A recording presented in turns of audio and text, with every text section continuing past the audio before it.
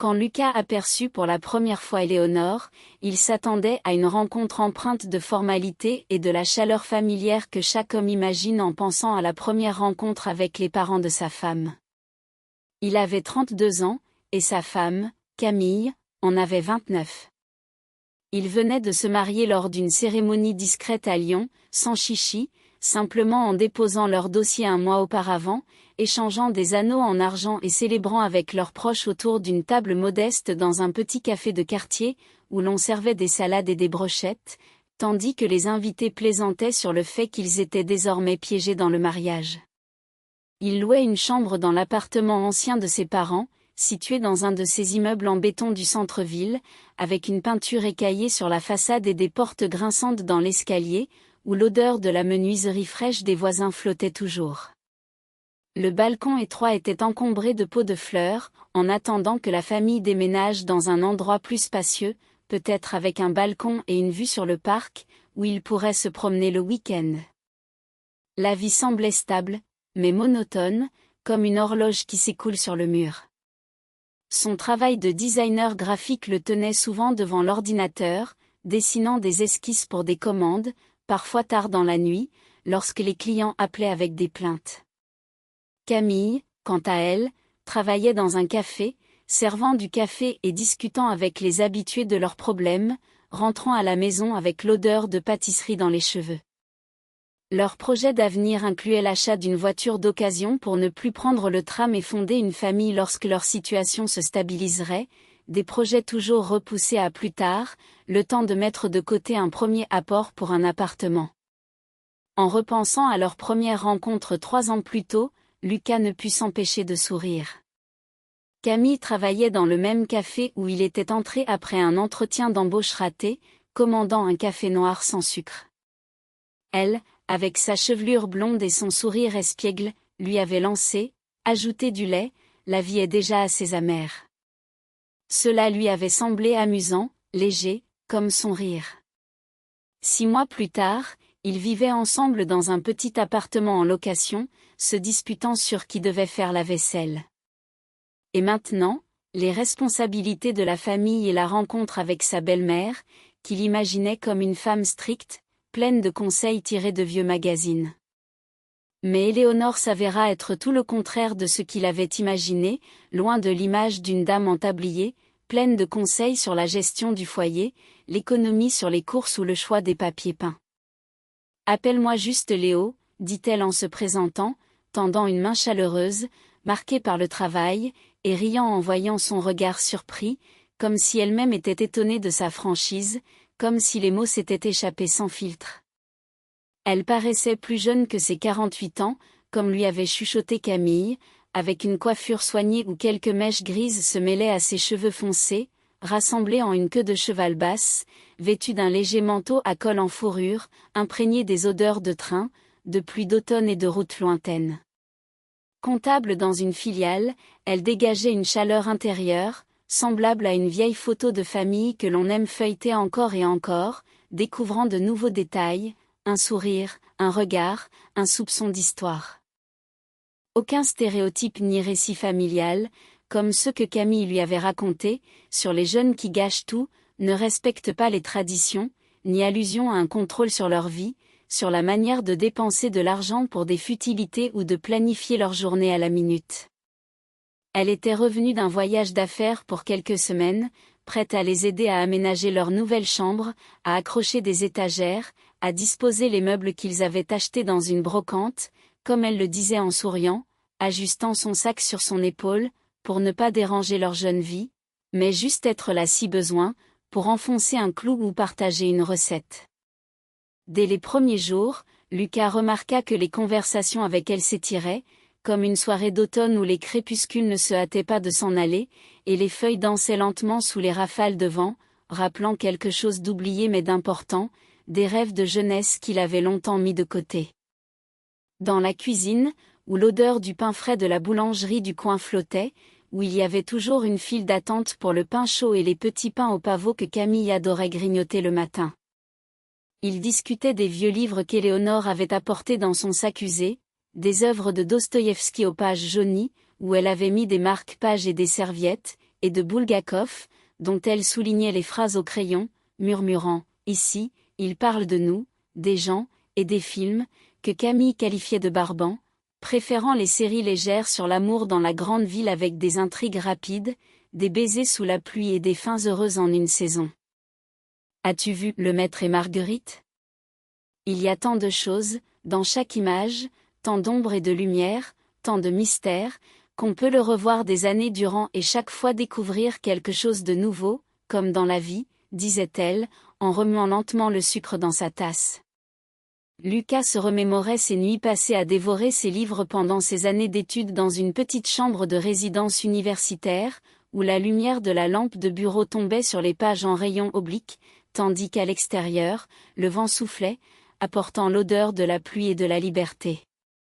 À 20 ans, il rêvait d'une grande vie, de voyages en Europe avec un sac à dos, d'exposition de ses œuvres dans des galeries, d'un amour comme dans les livres, plein d'aventures. Mais tout s'était réduit à la routine.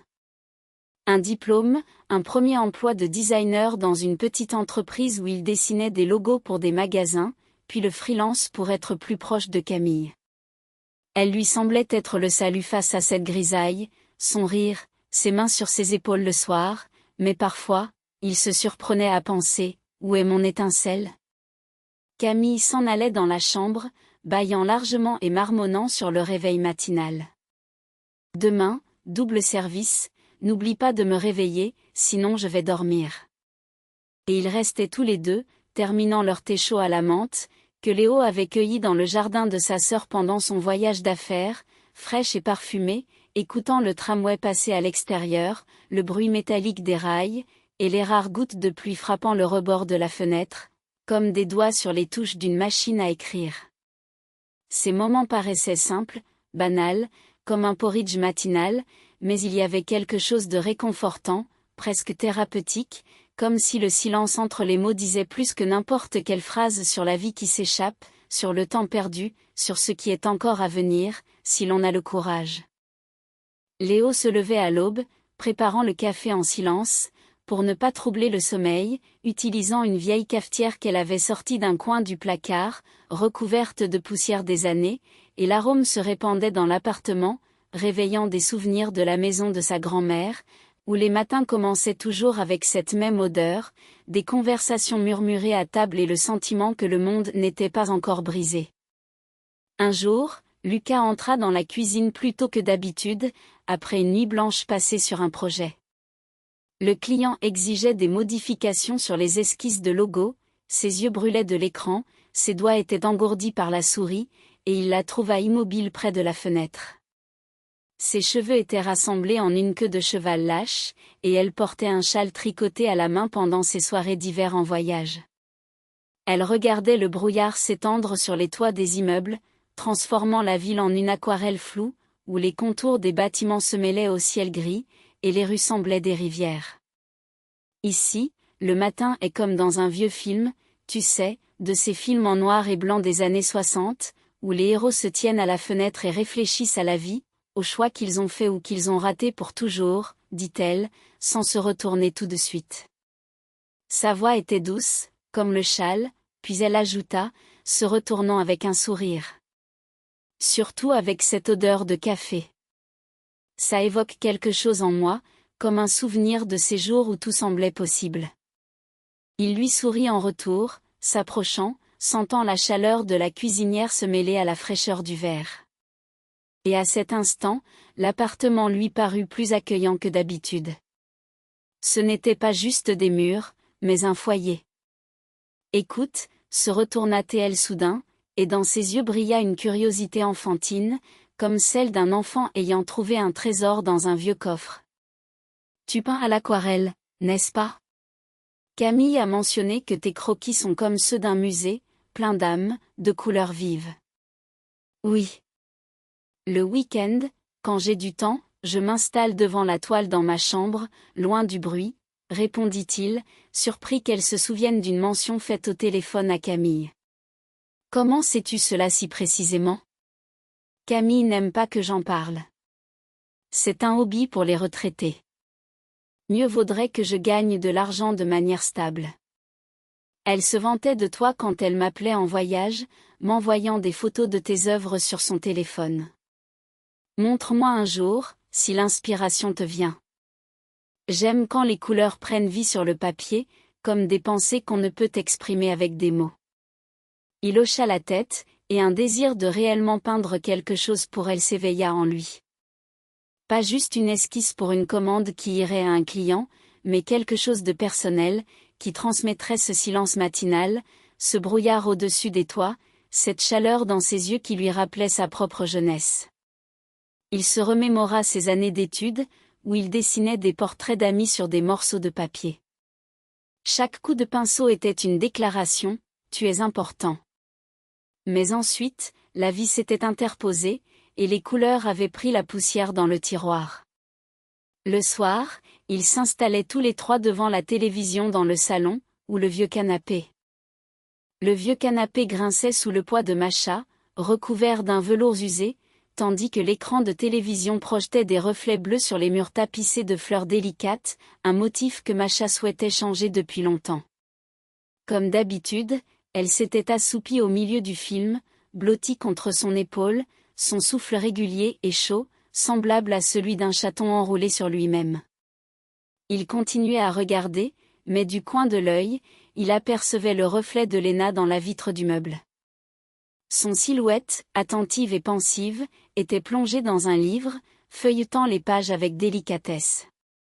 Son regard pétillait de vie, rempli d'histoires cachées qu'elle partageait parfois à voix basse, sans jamais quitter l'écran des yeux.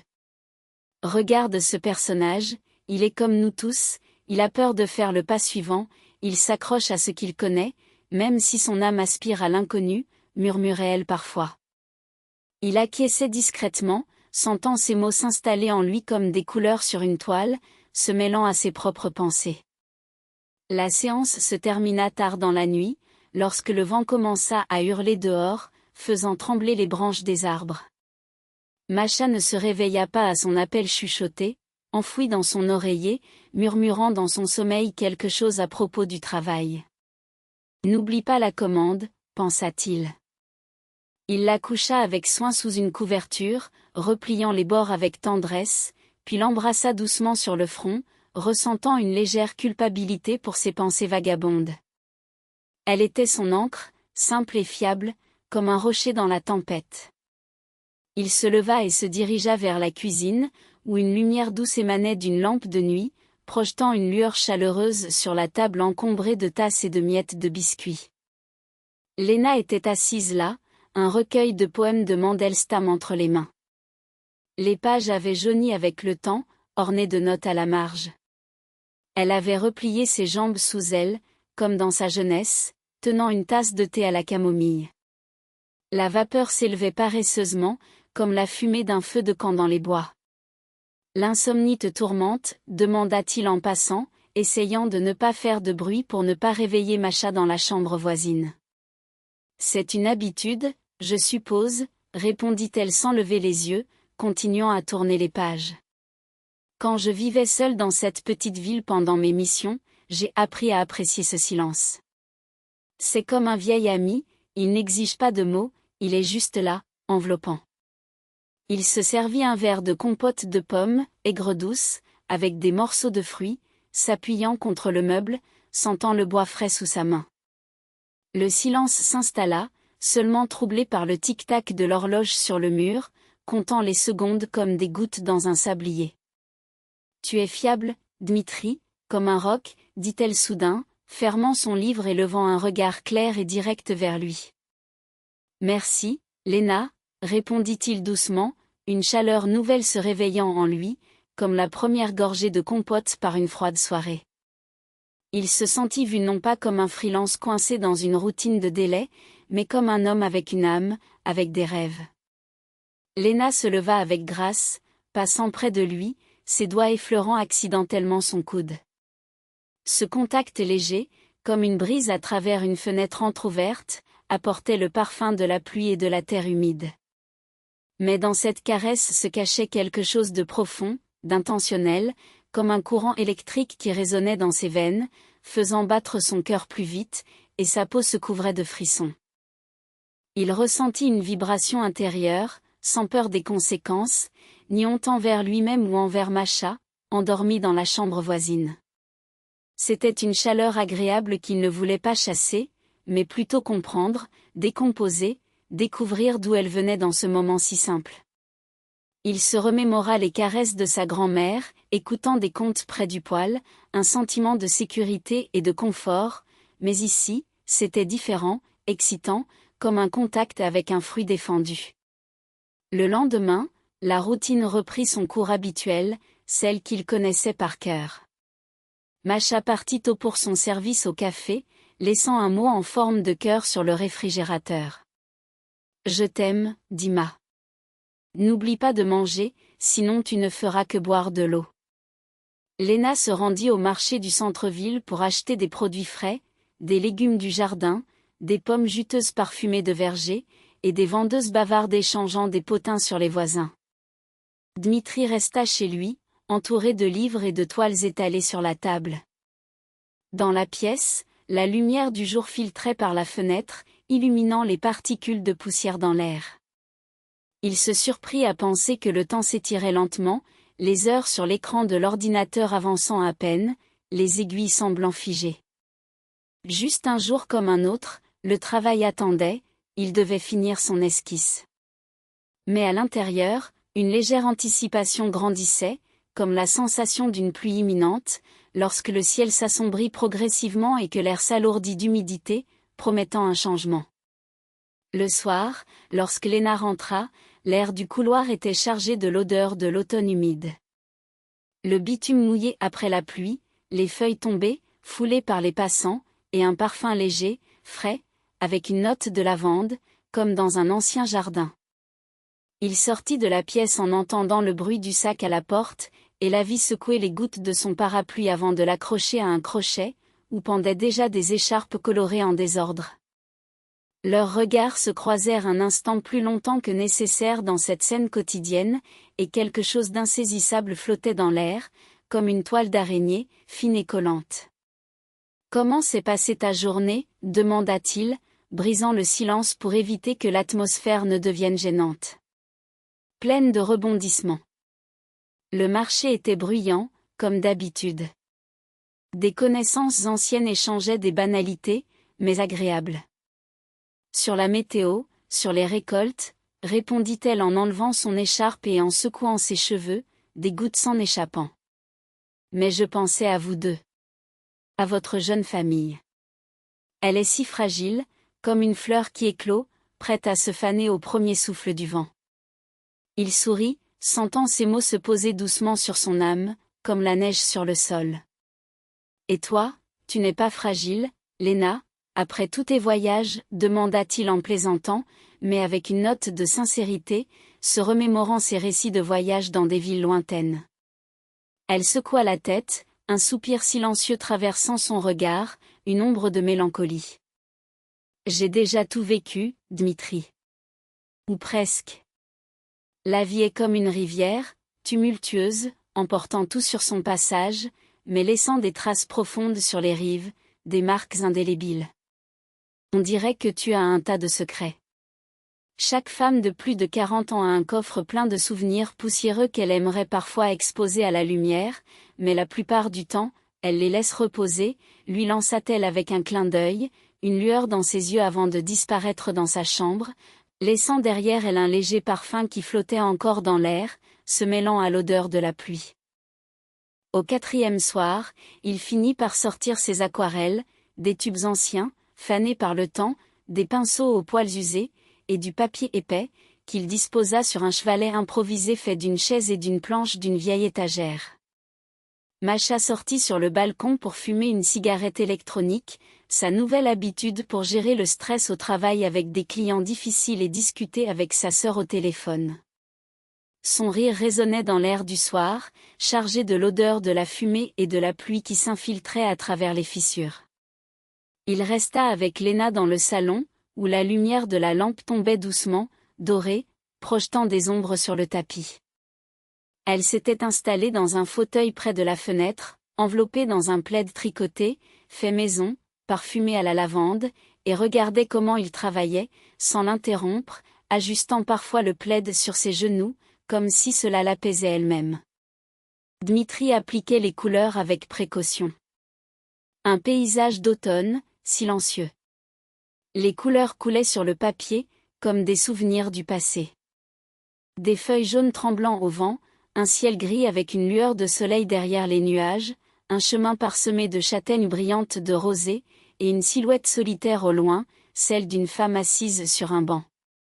Elle ne l'interrompait pas, hochant la tête silencieusement de temps à autre, observant ses mains, sa concentration, ses sourcils froncés, essuyant son front avec le revers de sa manche.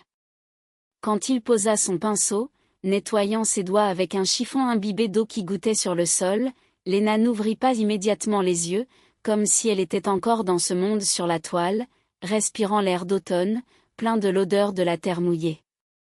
Merci, Dmitri. J'avais oublié à quel point les couleurs peuvent toucher l'âme si profondément, plus que des mots qui n'ont pas besoin d'être prononcés à voix haute, ils existent simplement et pénètrent en nous, ravivant des souvenirs. Il rangea ses matériaux dans le tiroir de la table, pliant soigneusement les pinceaux dans un pot, et la regarda, ressentant une légère tremblement dans ses doigts.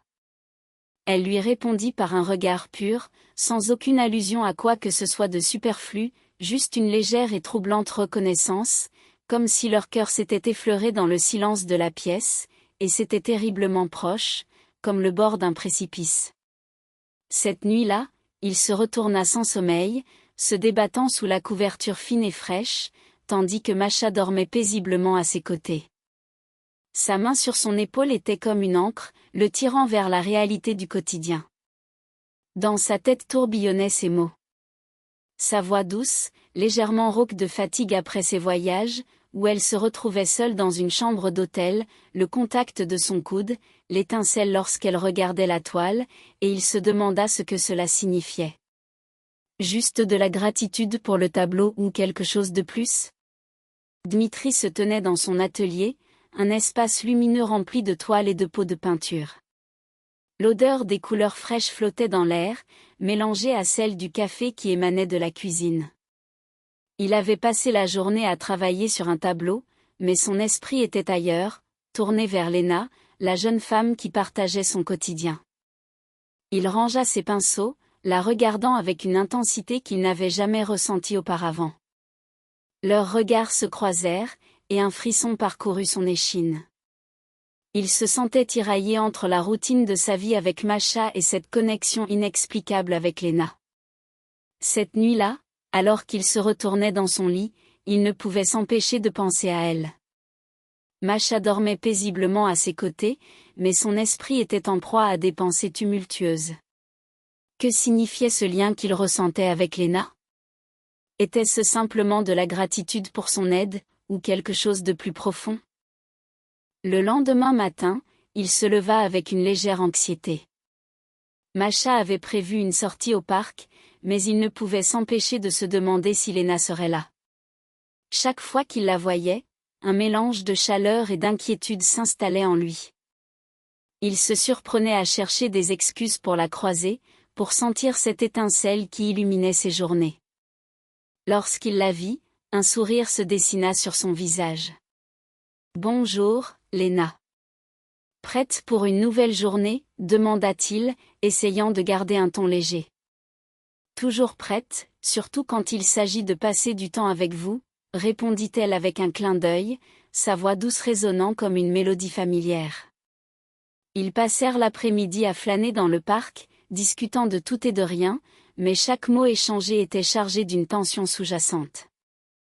Léna parlait de son travail, de ses rêves, mais Dmitri ne pouvait s'empêcher de sentir que leur conversation prenait une tournure plus intime. « Tu sais, tu as des mains d'artiste », remarqua-t-elle un jour alors qu'il préparait un repas. « On peut sentir la passion dans chaque geste. »« C'est juste de la pratique », répondit-il, mais il savait qu'il ne s'agissait pas seulement de cela. Il se sentait vulnérable sous son regard, comme si elle pouvait voir au-delà de sa façade. Les jours passèrent, et l'atmosphère entre eux devint de plus en plus palpable. Léna avait cette façon de le regarder, de lui parler, qui le faisait se sentir vivant. Mais il savait qu'il devait être prudent.